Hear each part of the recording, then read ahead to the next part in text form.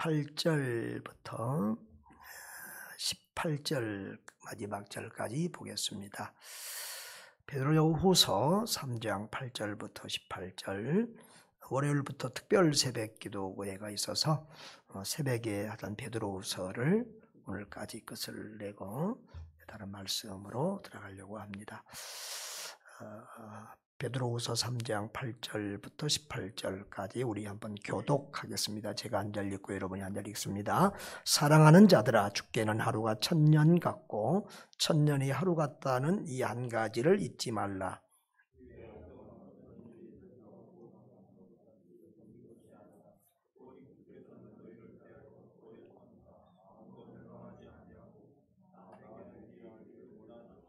그러나 주의 날이 도둑같이 오리니 그 날에는 하늘이 큰 소리로 떠나가고 물질이 뜨거운 불에 풀어지고 땅과 그 중에 있는 모든 일이 드러나리로다.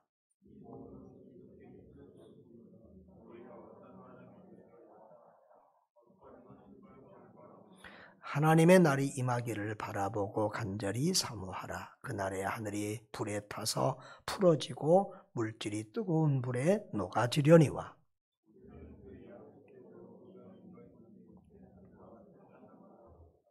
그러므로 사랑하는 자들아, 너희가 이것을 바라보나니 주 앞에서 점도 없고 흠도 없이 평강 가운데서 나타나기를 힘쓰라.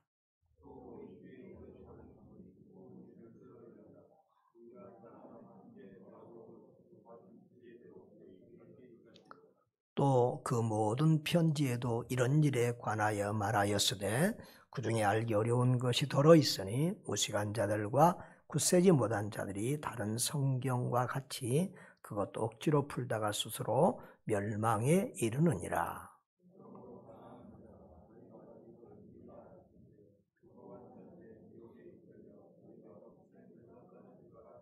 다 같이요. 오직 우리 주 곧 구주 예수 그리스도의 은혜와 그를 아는 지식에서 자라가라. 영광이 이제와 영원한 날까지 그에게 있을지어다. 아멘. 우리가 새벽에 베드로 전후서를 말씀으로 들었습니다. 사실은 제가 하는 큐티의 순서는 아니었는데 요즘에 이렇게 어려움이 많고 고난이 많고 또 박해도 있고 참 예배하는데 여러 모양으로 지장이 있어서 일부러 베드로 전후서를 이렇게 새벽에 나눴습니다. 새벽에 오신 어르신들 또 성도들 우리 선교사님들은 이미 말씀을 들었고 또 못 오신 분들 중에서 요즘은 이제 동영상으로 올려놨으니까 또 들으실 분들도 있을 것입니다. 그래서 오늘 말씀의 본문이 좀 긴데요. 이미 새벽에 해서 중복된 부분들은 좀 이렇게 약하게 하고 나머지 말씀들로 증거하도록 하겠습니다.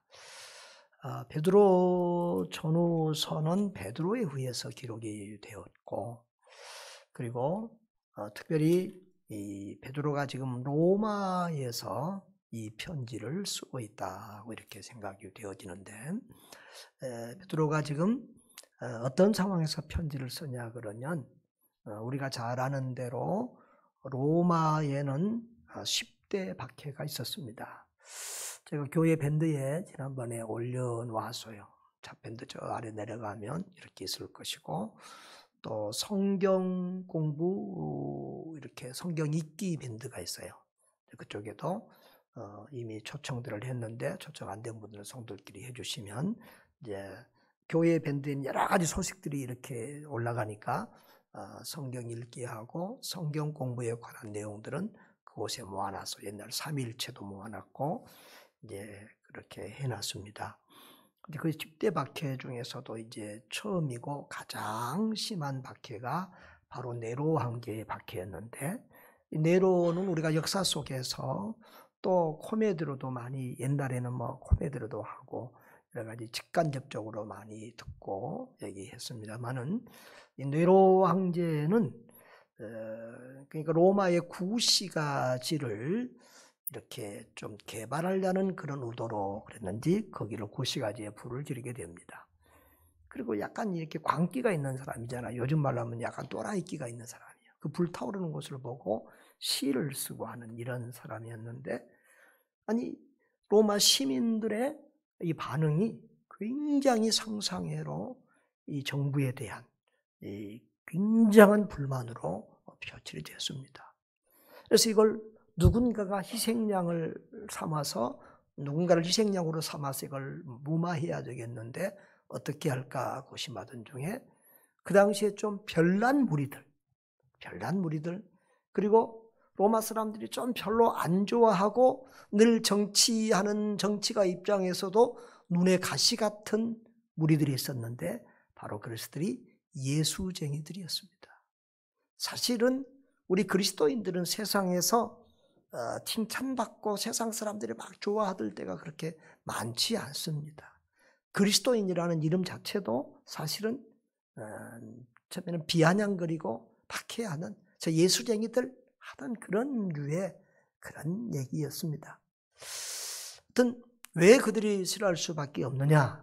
유대인들은 유대인들대로 우리가 그 로마의 잡죄로부터 독립되는 그런 정치적인 메시아가 아닌 이렇게 온 인류의 메시아로 오셔서 민족이나 인종을 차별하지 않고 사랑하고 또 큰 무력과 힘을 가지고 다윗처럼 이렇게 뭐 전쟁이나 이런 것들을 통해서 로마로부터 독립하는 그런 메시아를 기대했는데 그런 정치적인 메시아가 아니라 그냥 힘없이 사랑으로 또 섬김으로 겸손으로 사시다가 그렇게 십자가를 지고 죽으시고 그래서 너무너무 실망했는데 또 부활했다고 하는 회개망측한 얘기를 하는 이 기독교인들을 정통 유대인들은 용납하기가 참 힘들었습니다.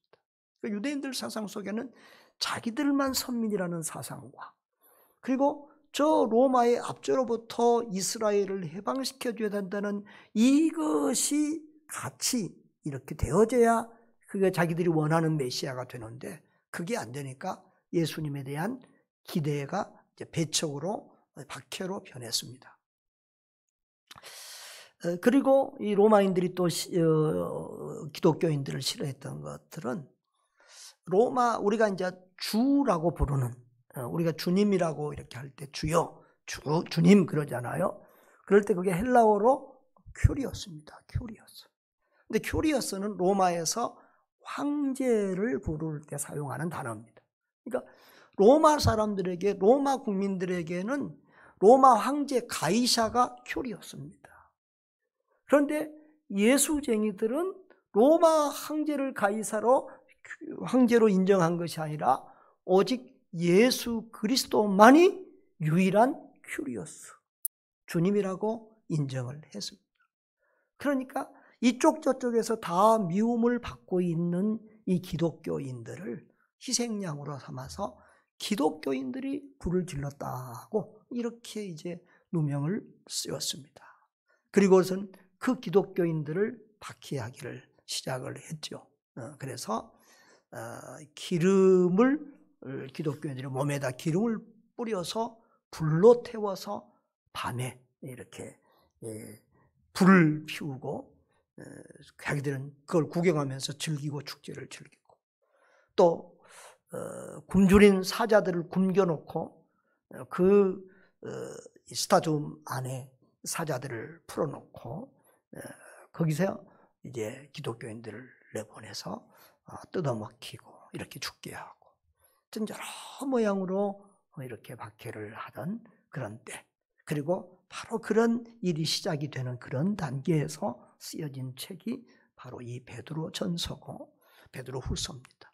베드로 후서는 심지어는 자기의 죽을 날이 임박해 오고 있다는 것을 베드로가 이미 감지하면서 이제 내 죽고 난 다음에도 이렇게 믿음 생활해라 하고 쓴 책이 바로 베드로 후서고 베드로의 유언 서신이라고 볼 수 있는 서신입니다. 그래서 우리가 이제 역사가들의 생각하기는 바울 사도도 말년에 로마에 가서 활동을 했고요. 베드로 사도도 로마에 가서 활동을 했는데 아마 바울 사도가 1년 정도 로마의 박해가 네로의 박해가 이제 극심하게 시작이 될 때가 68년인데요. 바울 사도는 한 67년경에 그리고 이 베드로 사도는 68년경에 로마에서 순교당했다. 베드로 사도는 이렇게 칼로 목이 베어서 참수를 당해서 순교를 당했다고 그렇게 전해지고, 베드로는 십자가에 못 박혀 죽었는데 나는 예수님처럼 반드시 못 박힐 자격도 없다. 나를 거꾸로 못 박아라. 이렇게 해서 십자가에 거꾸로 못 박혀 순교를 당했다. 이제 이런 이야기들이 전해 오기도 합니다. 아무튼 이 베드로 전후서는 그런 큰 박해가 시작되는 상황에서 이제 이 소아시아 지역에 흩어져 있는 모든 그리스도인들에게 전하는 말씀입니다. 그러니까 베드로가 자기가 목회했던 소아시아 지역의 성도들에게 전하는 말씀인데, 우리가 이제 성경에서 보면 베드로는 유대인의 선교사고 바울은 이방인의 선교사, 그렇게 좀 우리가 구분이 되어 있습니다. 그래서 베드로는 유대인에게로, 바울은 이방인에게로 이렇게 좀 구분이 되어 있는데, 사실은 엄격히 보면 꼭 그러지만은 않습니다.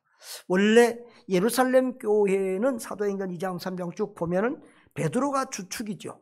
그래서 베드로가 대표적인 설교자고, 그리고 또 많은 사람들이 주교로 돌아왔고, 그리고 회의 진행이나 이런 것들도 베드로가 주관을 했습니다.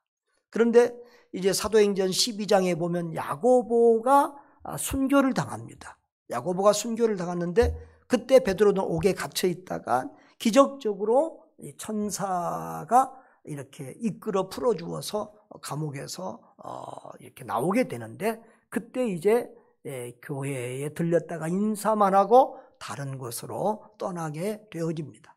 그래서 이제 사도행전 12장 이후로 그래서 15장에도 보면 예루살렘 교회가 총회를 하는데 베드로가 거기에 참석은 했지만 그 회의 주관을 야고보가 하고 있는 것으로 보여지는 이제 기록이 되어 있잖아요. 그 야고보는 죽은 요한의 형제 야고보가 아니라 예수님의 친동생, 육체적인 동생 야고보입니다. 그래서 이제 사도행전 이렇게 예루살렘 교회 후반부에 보면은 야고보가 예루살렘 교회를 주관했던 것을 볼 수가 있고요. 근데 이제 베드로는 사도행전 12장 이후로 다른 곳에 가서 활동을 하게 되는데, 성경에 정확하게 기록은 없지만 지금의 이제 소아시아 그러면은 터키, 우리 선교사님들 계시지만 터키 지역을 의미합니다. 그래서 아마 터키의 동부, 북부 이런 쪽으로 베드로가 이렇게 사역을 했다고 이렇게 역사가들은 짐작을 하고 있습니다. 그렇게 해서 그 지역에 많은 교회들을 세웠는데 바로 그 양들에게 지금 흩어져 있는 그런 소아시아 지역의 성도들에게 이 편지를 쓰고 있어요. 그래서 이렇게 이제 로마 중심부로 박해가 시작이 되면 이제 그 박해가 점점 어디로 퍼져나가요? 로마의 지방으로 점점 퍼져나갑니다. 그래서 그 박해를 대비해서 이렇게 믿음으로 굳게 서라고 쓰고 있는 편지가 이제 베드로 전후서입니다. 근데 베드로 전서는 주로 박해에 대한 거예요. 박해. 그러니까 교회 밖에 박해, 정부로부터 오는 박해를 어떻게 대처해야 된다. 근데 뭐 데모하고 싸우고 이렇게 무기를 준비해서 투쟁하고 이런 것이 아니라 믿음으로 무장할 것을 말하고, 그러나 애매히 고난받는 건 괜찮지만 죄지어서 고난받으면 안 된다. 그럴수록 정말로 그리스도의 향기를 풍기는, 그리스도를 닮은 정말 흠잡을 수 없는 그런 성숙한 그리스도인들이 되어야 된다는 것을 강조하고 있고요. 이제 후서는 뭐냐 그러면 전서가 외부의 박해에 대한 주로 그런 대처를 말하고 있다면, 후서는 교회 안의 거짓 선생들, 이단들에 대한 대처를 말하고 있습니다. 그러니까 늘 교회는 역사 속에서 두 가지로 늘 어려움을 겪습니다. 외부적인 박해, 외부적인 고난. 외부적인 고난과 우리 시대는 사실은 그동안은 고난보다도 그 세상의 유혹, 세속화의 이런 유혹과 미혹들 속에서 외부적인 그런 박해와 미혹이 있고, 그리고 내부적인 갈등과 문제가 교회 안에는 있습니다. 성도들끼리 분란도 있겠지만 또 중요한 것은 내부의 이단적인 신앙을 가진 사람들입니다. 특별히 이제 지금은 우리가 성경이 딱 이렇게 확정이 돼서 성경을 가지고 좀 이단을 분별하기가 쉬운 상황이에요. 그러나 그 베드로 사도가 목회하던 그 시대에는 성경이 완전히 다 기록이 되지 않았고, 그리고 정경이 이것이 캐논이다, 정경이 확정이 되지 않았을 때 성경이, 그래서 이 사람 저 사람들이 이런 말하고 저런 말하고 자기 주장을 펴고, 이렇게 참 춘추 전국 시대처럼 내가 잘났다, 내 말이 옳다, 이렇게 하는 시대라고요. 그래서 이제 사도들은 어느 정도, 베드로와 사도들은 어느 정도 권위가 있어요. 예수님에게서 직접 배운 사람들이기 때문에. 그래서 이 베드로의 사도는 대단해요. 그런데 이 바울은 그때 당시는, 지금 우리가 볼 때는 바울을 더 크게 보는 부분이 있지만, 그때 당시 바울은 햇병아리예요. 그러니까 바울의 말이 진짜나 바울의 설교와 바울의 가르침을 그대로 믿어도 되는가라고 하는 갈등이 교회 안에서 늘 있었어요. 특별히 고린도 교회는 굉장히 그게 심했어요. 그래서 나는 게바 베드로파다, 나는 바울파다, 나는, 그러니까 그 고린도 교회 안에도 이렇게 베드로파가 있었던 거 보면은 베드로가 이미 그런 지역을 다니면서 선교를 했다는 것을 알 수가 있어요. 자, 그런데 게바파, 무슨 바울파, 무슨 아볼로, 이제 이 바울 다음에 그곳에서 고린도에서 또 목회했던 아볼로파, 이런 사람들이, 또 예수파, 이런 사람들이 많은 거예요. 그래서 이제 바울이 책망도 하고, 그러면서 바울이 고린도 전후서에서는, 바울이 특별히 후서에는 자기 개인 간증과 자기 권위를 세우려고 굉장히 애를 써요. 그러니까 바울이 교만한 사람이 아니잖아요. 겸손한 사람이고 자기를 낮추는 사람인데, 자기가 사도라는 것을 굉장히 강조하고 자기 권위를 강조하면서 내가 다른 사도 누구에게도 뒤지지 않는다, 이런 말들을 자꾸 해요. 그것은 그 당시에는 바울의 권위가 그렇게 베드로에 비하면 게임이 안 됐던 거예요. 이 바울의 말과 가르침을 정통으로 우리가 받아들여야 되겠느냐, 이런 갈등들이 있기 때문에 바울이 자기가 전한 복음에 대한 성도들의 믿음과 신뢰를 주기 위해서 자기가 어떻게 주님을 만났고 어떤 은혜를 받았고, 그리고 자기가 전한 복음이 절대 다른 사람의 복음하고 뒤지지 않고 떨어지지 않고 바른 복음이라는 것을 강조하고, 갈라디아서 어디고 계속 그런 것들이 많이 있어요. 그러니까 오늘 이 베드로 후서 마지막 부분에도 보면 바울도 15절에도 보면 바울도 그 받은 지혜대로 너희에게 이같이 썼고, 그러니까 바울의 서신들이 그 당시에도 몇 개 이렇게 이 교회 저 교회 돌아다니는데, 이제 그것에 대한 권위를 베드로가 어느 정도 인정해 주는 거예요. 베드로가 인정해 주는 거예요. 이렇게 베드로의 권위는 상당히 중요했고, 자, 그런데 이렇게 이단들이 많이 와서 그 소아시아 지역의 교회들을 어지럽혀서요. 거짓 교사들이 와서 교회 안에 있지만 율법을 강조하는 유대교의 율법주의자, 율법을 지켜야 된다고 하는, 할례를 행해야 된다고 하는 이런 사람들도 있고, 뭐 영지주의, 영은 선하고 육은 악하다고 해서 예수님이 육체로 오신 것을 부인하는 이런 영지주의 이단들도 있고, 여러 모양으로 잘못된 이런 이단들이 교회 안에 많이 있었어요. 그래서 베드로 후서는 그런 교회 안에 잘못된 교사들과 이단들에 대한 대책을 얘기하고 있어요. 그래서 특별히 이 베드로 후서에 보면은 예수님의 재림을 불신하고 조롱하는 자들이 있었다는 거예요. 자, 3절에 보면은 먼저 이것을 알지니 말세에 조롱하는 자들이 없어 자기 정욕을 따라 행하며 조롱하며 주께서 강림한다는 약속이 어디 있느냐. 그 이단들은 주로 그노시스주의 같은 이단들은 그래요. 우리 예수 믿은 사람들은 뭐 도덕적으로 멋대로 살아도 된다고 도덕 방임주의, 회개할 필요도 없다고 하는, 그래서 이단들의 사상은 이렇게 역사 속에서 좀 돌고 도는 그런 경향이 있는데, 요즘으로 말하면 구원파. 구원파 못됐어요. 그러니까 신천지한테 배워 닮아가나. 청두로도 가니까 구원파에서 뭐 전도지가 가득 뭐 이렇게 배달이 와 있어요. 그래서 이거 교회로도 이렇게 보내나 했더니 오늘 또 우리 교회로도 또 구원파 딱 이 박옥수, 기쁨의 소리. 평소 성도들은 잘 모르죠. 이단이라고 자기가 안 쓰니까. 외국에서 막 유명한 목사들과 막 그런 정치가들이 막 자기들하고 협력해서 일한 것처럼 딱 사진하고 뭐 프로필 내고 막 해가지고 막 무슨 세미나라고 막 해놨어요.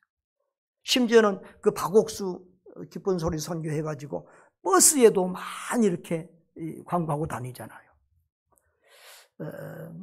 그 이단들, 그 구원파가 회개할 필요도 없다고 하고 기도도 안 하는 그런 구원파예요.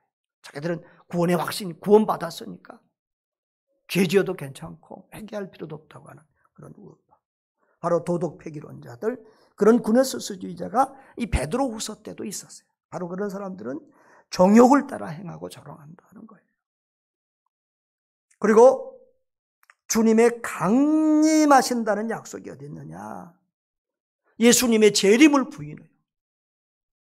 예수님 계실 때부터 뭐 곧 재림하실 것처럼 하더니 아직까지 오지 않고 봐라. 세상이 창조할 때부터 지금까지 그대로 있지 않느냐? 무슨 예수 재림이 있느냐? 그러면서 이제 경건하지 않는, 하나님 두려워하지 않고 재림에 대한 신앙을 불신하면서 이렇게 교회를 어지럽히고 타락시키는 그런 이들이 있었다는 거예요. 자, 그런 사람들에게 베드로 사도는 사랑하는 자들아, 우리 8절 9절 한번 같이 읽어볼까요? 시작.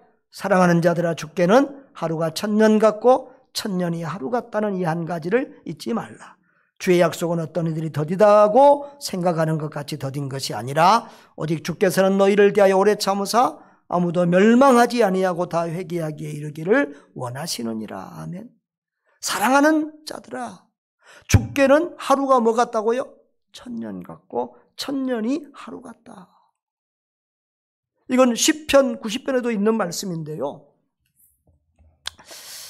우리는 유한한 사람들이에요. 유한한 인간들이에요. 그리고 우리에게는 100년이 엄청 긴 시간이에요. 그러나 영원하신 하나님의 생각에서, 하나님의 시간에서 볼 때는 1000년이 뭐예요? 하루, 1초, 순간일 수 있어요. 찰나일 수 있어요. 그렇기 때문에 우리 생각에는 주님이 늦다 어쩌다 하지만 하나님께는 전혀 긴 시간이 아니라고 하는 거예요. 그런데 우리 생각에 왜 주님이 더디 오시지? 이렇게 하는 것은 무엇 때문이다? 오래 참으사 아무도 멸망하지 아니하고 다 회개하기에 이르기를 원하느니라. 하나님의 택한 백성들이 다 회개하고 구원받기를 원하시는 그런 마음에서 그렇게 하셨다는 거예요. 그래서 보면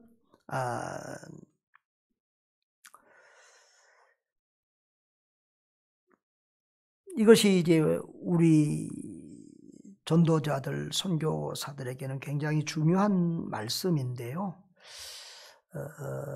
마태복음 24장에도 보면 뭐라고 그랬죠? 우리 주님께서 언제 재림하신다고요? 마태복음 24장 14절에 이 천국 복음이 모든 민족에게 증언되기 위하여 온 세상에 전파되리니 그제야 끝이 오리라 그랬어요. 이것은 온 세상의 모든 사람에게 이 복음이 전파돼야만 주님이 오신다 그런 의미는 아니에요. 그러나 민족 단위로 모든 민족에게 복음이 증언되는 그런 상황에 이를 때 주님이 그때 오신다 그랬고요. 요한계시록 7장 3절에도 오늘 새벽에 했던 말씀입니다. 우리가 우리 하나님의 종들의 이마에 인치기까지 땅이나 바다나 나무들을 해하지 마라. 그러니까 세상을 멸하는 이 종말의 심판하는 천사 옆에 잠깐 기다려라. 응? 선한 천사들이 잠깐 기다려라. 우리 하나님의 종들, 하나님의 택한 백성들의 이마에 인친다. 그 말은 구원의 인을 친다는 말이에요. 성령의 인을 친다는 말이에요. 하나님의 택한 백성들이 다 예수 믿고 구원 얻기까지 심판을 잠깐 유보하라는 거예요. 하나님의 심판을 이렇게 유보하면서 그러면서 이 선교운동, 전도와 선교운동을 계속하고 있다. 하나님의 택한 백성들의 구원받을 숫자가 다 차기까지. 그러나 이제 그것이 끝나면 주의 날이 뭐같이 온다고요? 도둑같이 온다. 옛날 성경에는 도적이라고 했는데 도둑이라고 그랬어요. 예수님이 뭐라고요? 예수님이 여기를 도둑같이 표현했어요. 좀 좋지 않은 비유를 썼는데요. 그래서 도둑의 무슨 특성을 얘기하고 싶어서 그런 거죠? 예수님이 뭐 도둑질하러 온다는 게 아니라 도둑은 어떻게 와요? 예고 없이 갑자기 어느 날 갑자기 오는 그 특성을 얘기하고 싶은 거예요. 우리가 생각하지 못할 때에 갑자기 주님이 오신다. 그러므로 깨어 있어야 된다. 그래서 이제 하나님의 큰 사역이 이제 구원 사역도 있지만 통치 사역에서 하나님이 세상을 창조하시고 그 다음에 아까 보존하고 있다 그랬어요. 보존. 하나님의 택한 백성이 다 구원받기까지 지금 보존하고 있는 거예요. 보호하고 있어요. 그러나 그 택한 백성이 다 구원받고 나면은 이제 하나님의 심판이 있다는 거예요.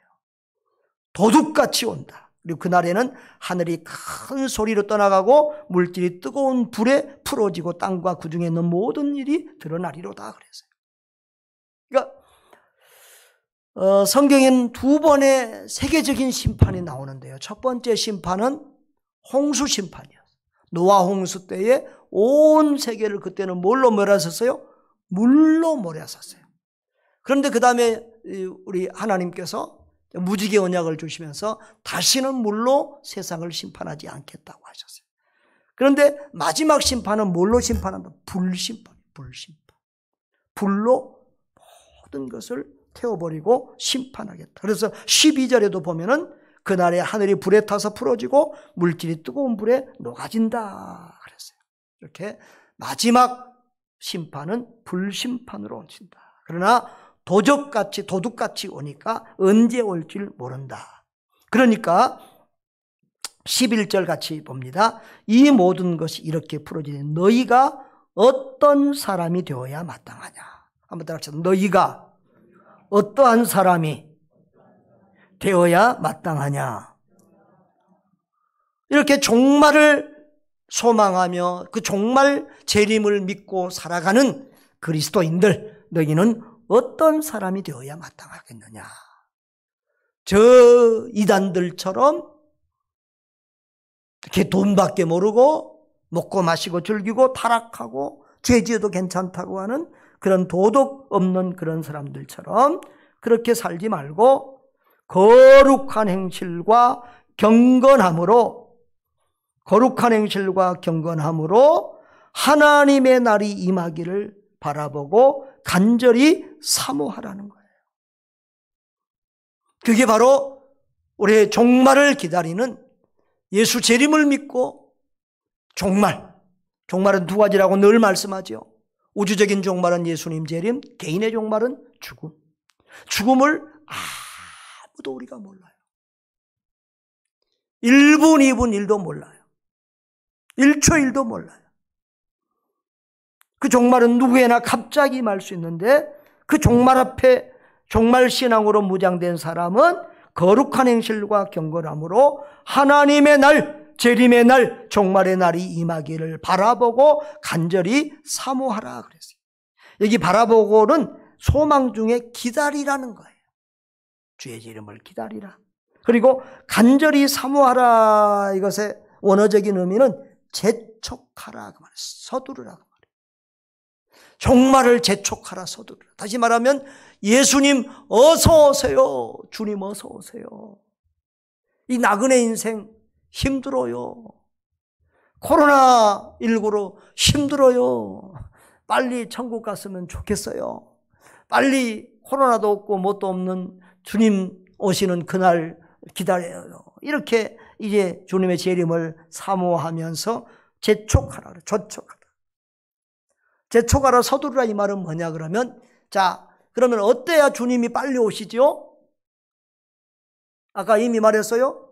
어떨 때? 하나님의 택자들, 구원받기로 작정된, 예정된 택자들이 다 구원받으면 그때 예수님 재림하신다. 선교적으로 보면 모든 민족에게 복음이 증거될 때 그때 주님이 오신다. 그러니까 여기 간절히 사모하라는 바로 그날이 빨리 오도록 재촉해라, 서두르라. 그래서 뭐 하란 말이에요? 전도해라, 선교해라. 영원 구원에 힘써서 주님이 빨리 오실 수 있도록 우리가 그렇게 준비하고 힘써야 된다는 거예요. 탈무드에는 그런 말이 있다고 그래요. 만약에 이스라엘 민족이 단 하루 만에 진정으로 회개할 수만 있다면 메시아는 곧 올 것이다. 유대인 탈무드에도 그렇게 기록이 되어 있다고 그래요. 근데 요즘은 이제 어떤 분들은 이제 그런 주장을 하죠. 백투 예루살렘. 그런 그 책은 성경적인 책이 아닙니다. 그래서 약간 이단성이 있다고 해서 막 그 책을 이렇게 다시 수고했다는 얘기도 있고, 그런데 최바울이라는 사람이 인터콥의 대표인 최바울 씨와 또 그 중국의 일부 또 그런 운동을 하는 분들이 있어요. 그런 분들이 쓴 건데요. 이 백투 이스라엘은 뭐냐 그러면 이스라엘이 복음화되면 주님 오신다. 그래서 이스라엘 복음화, 이스라엘 선교를 핵심으로 주장한 팀이에요. 그래서 아프가니스탄 사태 알지요? 그 샘물교회 지난번에 박은조 목사님 그 사태 이전에 이 인터콥이 한번 1000명 넘게 들어갔다가 쫓겨나서 이렇게 나온 적이 있어요. 여러분 잘 모르시죠? 예. 그래서 아주 그때부터 이 아프간을 아주 이 한국 교회가 한번 건드려 놓고 온 거예요. 독이 올라와 있는 독이 올라와 있는 상태에서 이 박은조 목사님 교회 이분들은 단기 선교 갔다가 엄한 사람들이 이제 당한 거예요. 근데 그 전에 또 어디를 내가 이제 선교사로 있을 때, 우즈벡에 있을 때요. 근데 이 인터콥은 우리 교단에서는 우리 뭐 합신이나 합동이나 이 새 교단에서는 인터콥과의 교리를 금지시키고 이단성이 있다고 얘기를 하고 있는데요. 근데 이 젊은 친구들은 인터콥에 굉장히 빠져 있는 사람들이 많아요. 근데 우리 교단에서는 그것을 문제시 삼아서 제가 잘 아는 존경하는 목사님인데 그 목사님은 자기 딸이 인터콥의 간사로 활동을 아주 심하게 해가지고 그것에 걸려가지고 총회장이 못된 분도 있어요. 인터콥을 우리는 굉장히 좀 이렇게 했는데요. 저도 선교지에 있으면서 그분들하고 굉장히 힘들었어요. 우리 뭐 최광순 선교사님도 여기 있지만 이분들이 이슬람권에 와서 물론 뭐 믿음으로 강하게 믿는 것도 중요하지만 항상 선교의 대원리는 뭐라고 그랬어요? 뭐같이? 뱀같이 지혜롭게, 비둘기같이 순결하게. 둘 중에 하나만 있으면 안 돼. 우리 기독교인들이 너무 착해가지고 밤낮 당할 때가 많잖아요. 지혜롭고 순결해야 되는데 이분들은 막 무대뽀로 막 하고는 자기들은 도망가 버려. 그러면 거기 있는 선교사들이 다 피해를 보고 추방당하고 그런 일들이 카자흐스탄에도 있었고 선교지마다 다 있는 거야. 그 다음에 그래서 이제 우즈벡에서 한다고 그래서 막 우리가 우즈벡에서 하면 안 된다고 서로 만나서 싸우고 반대 운동하다 나 추방당해서 왔어요. 그런데 이제 결국 우즈벡에서는 못했어. 막 선교사들을 막 대대적으로 추방하니까. 그런데 그 최씨를 나중에 방콕에서 만났어. 그런데 그 최씨들이 뭐가 세요? 그 최고지. 저는 뭐 그분 반대파니까 우리 동료 중에 하나가 그분 또 이 좀 약간 친하게 또 반대하다가 이 변질된 사람 있잖아요. 다 같이 반대했는데 어느 날 그분하고 친해가지고 또 그분 편에 붙여가지고 그 최바울 선교사한테 그러더라고. 이 김 목사님을 잡아야 된다고. 그래야 뭐 된다. 내가 막 신문에도 내고 막 뭐 반대 운동하고 그러니까 뭐 그래갖고 같이 식사도 한 적이 있는데 그렇게 말하고 있어요. 뭐라고 하냐? 야, 그때 어차피 막 해버렸어야 되는데 안 했다고. 그런 얘기하고 그러는데 이제 그분들의 주장은 단기 선교와 가지고 와 한번 바람을 일으키고 가야 된다는 거예요. 그런데 그러면 이제 누가 피해를 봐요? 자기들은 큰 집회하고 나가버리면 끝나는데 거기에 있는 오래된 선교사들이 피해를 보고 그래서 이 우리 하기 전에 카자흐스탄 기독교 알마티에서 했는데 카자흐 선교사들이 많이 추방을 당해갖고 우즈벡으로 오고 막 이런 데 다른 데로 가고 그랬어요. 그런데 이제 저는 그렇게 말했어요. 침투 간첩은 고정 간첩이 중요하냐 침투 간첩이 중요하냐? 여러분 간첩 안 해봐서 몰라요? 고정 간첩이 중요해요? 침투 간첩이 중요해요? 그럼 침투 간첩은 누구를 도우러 가야 돼요? 고정 간첩을 도우러 가야 되는데 이 전략은 인터컵의 전략은 뭐냐? 침투 간첩에 가서 휘저어놓고 오면 고정 간첩이 다 드러나고 추방당하는 이런 선교 정책이. 그래서 이건 아니지 않느냐? 우리가 지금 적군하고 싸워야 되는데 우리 아군끼리 밤낮 이렇게 모여서 싸우고 이래서는 되지 않는 내가 아주 호소하다시피 했어요. 예, 그랬는데 아무튼 어쩌다가 이제 거기까지 나갔어요.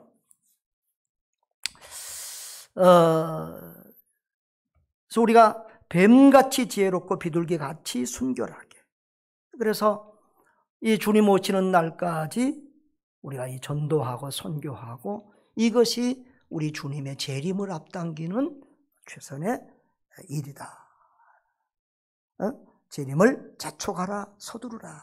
그래서 이스라엘만 그러면 이스라엘까지 가는 과정 속에 이슬람 국가들도 있고 많은 민족들이 있는데 다른 민족은 다 필요 없고 이스라엘 민족만 구원받으면 예수님 재림하냐? 이건 아니지 않느냐. 그래서 백투 예루살렘이 한참 좀 이렇게 막 이스라엘 선교 너무 그쪽으로 하다가 요즘은 조금 이렇게 이제 잠잠해지고 하는 그런 상황입니다. 그래서 시대마다 어떤 선교 정책가들이 선교 동원가들이 어떤 특별한 이슈를 일으켜서 자꾸 선교를 바람을 일으키는데 이제 그런데 분별력을 가지고 있어야 되고 우리는 온 세계 모든 민족에게 복음을 전해야 될 줄 믿습니다. 그래서 선교사들도 어떻게 보면 좀 흩어져야 돼요.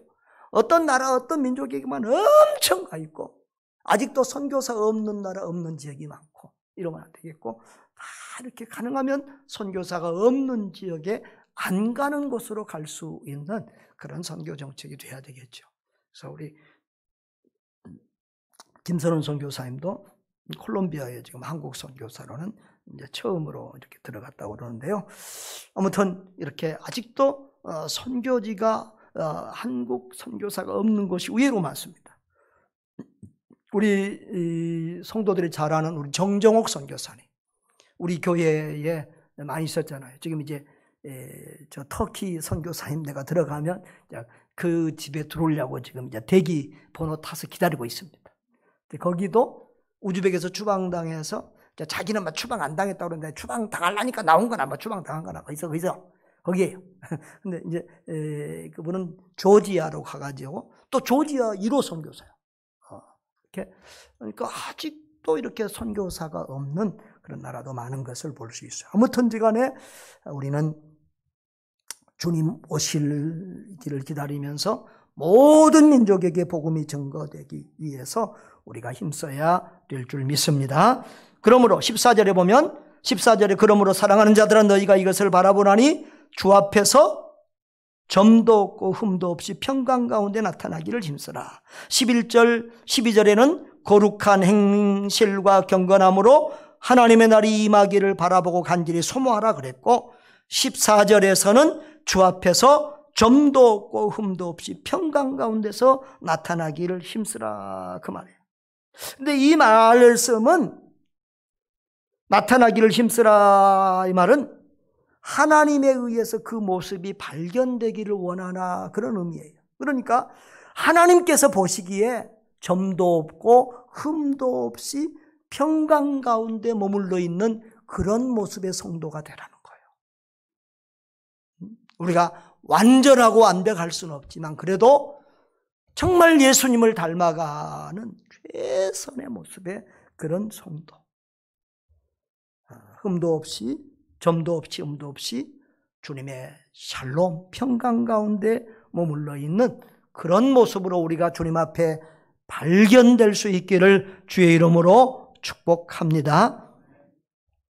그리고 이제 아까 바울 사도 성경 억지로 풀면 안 된다. 이것은 새벽기도 때도 이미 말했고 아까도 잠깐 언급했어요. 그래서 이제 17절로 18절로 넘어갑니다. 17절 같이 시작. 그러므로 사랑하는 자들아 너희가 이것을 미리 알았은즉 무범한 자들의 미혹에 이끌려 너희가 굳센 데서 떨어질까 삼가라. 여러분 우리가 왜 이단에 넘어집니까? 왜 이단에 넘어집니까? 신천지에 빠진 사람들. 어떤 목사들도 뭐 신천지에 빠진 목사들이 있다는데 이해가 잘 안 돼요. 어떤 분들은 가서 공부해보면 그렇게 기가 막히게 잘 가르친대요. 한데요. 나 참 또 그게 또 이해가 잘 안 돼요. 여러분, 이단들은요, 자기들이 말하는 것 벗어나면 모릅니다. 그러니까 자기들의 주장을 펴려고 하는, 그러니까 성경에는 별의별 모든 인간사에 또 사상에 맞는 말씀이 다 있어요. 그런데 자기들의 주장을 펴는 그 말씀만 붙들고 늘어지는 거예요. 그리고 성경을 66권을 골고루 먹어야 되는데 편식을 하면 안 되는데 신천지 같은 데는 오로지 뭐만 파요?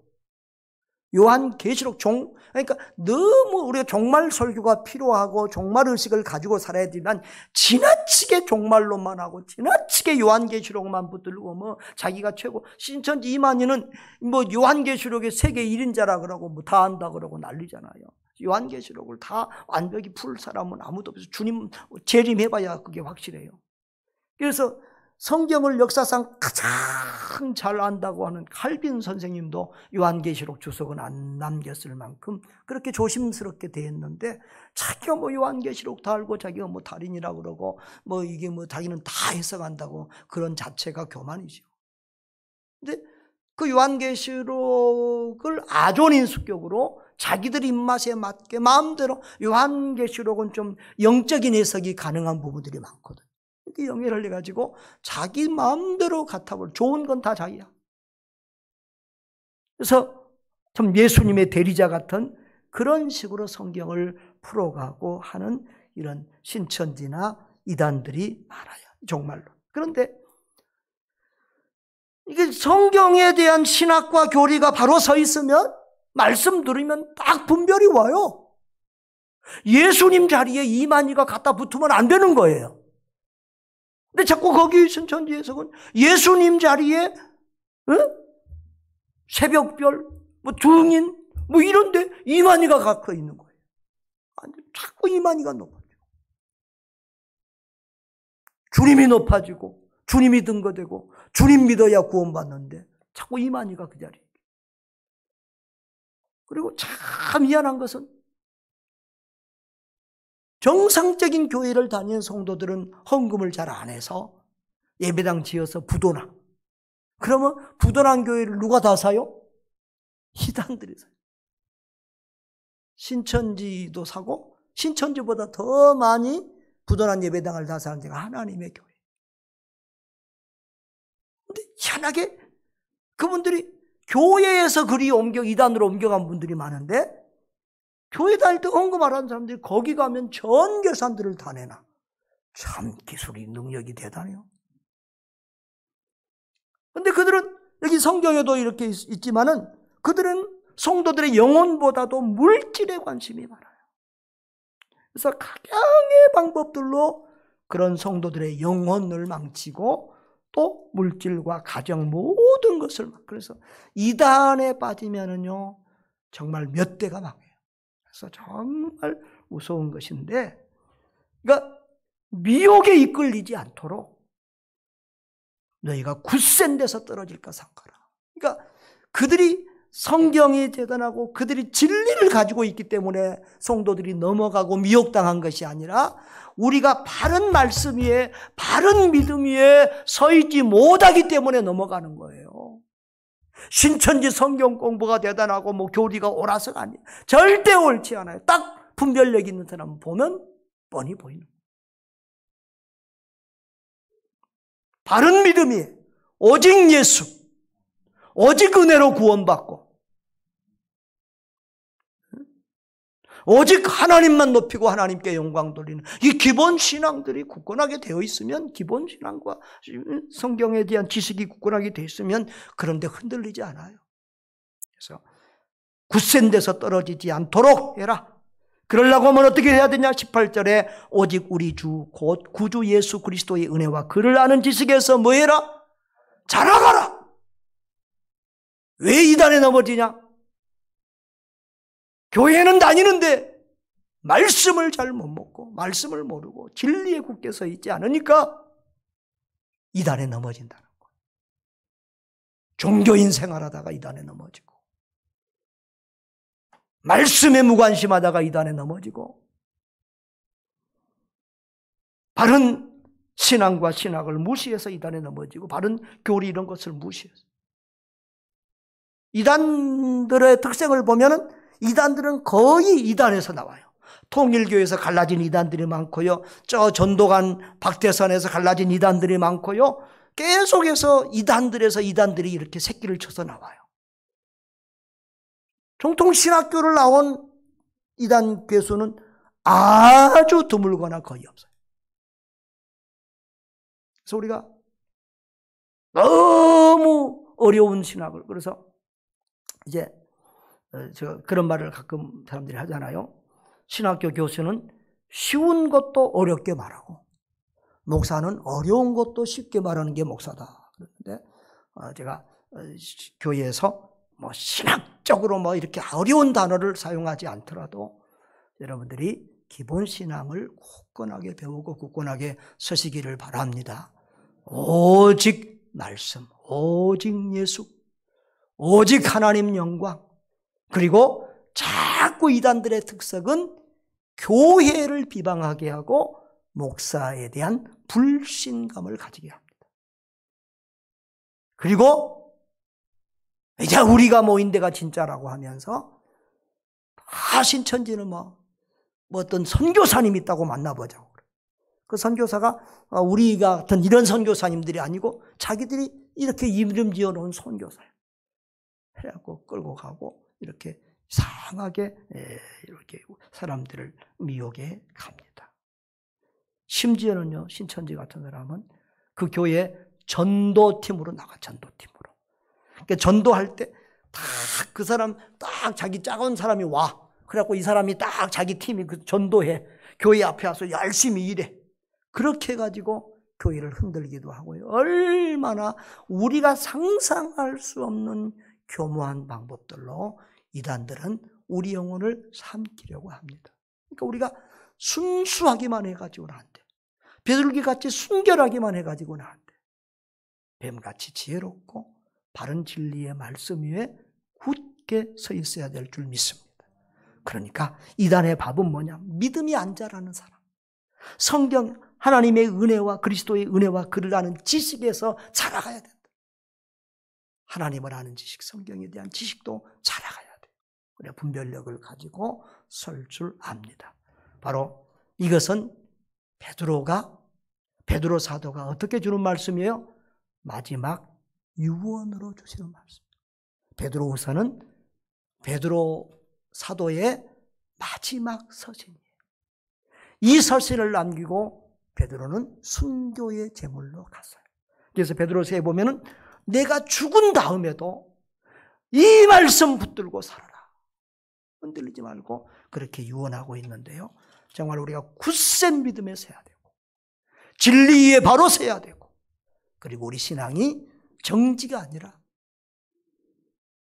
날마다 자라가고 성장해 가서 예수님을 닮아가는 예수 그리스도를 추구해가는 그런 모습으로 굳건히 서야 될 줄 믿습니다. 할렐루야. 찬양하겠습니다. 우리 아까 불렀던 갈보리산 위에 최후 승리 그렇습니다. 우리는 최후 승리가 뭐라고 생각합니까? 어떤 사람들은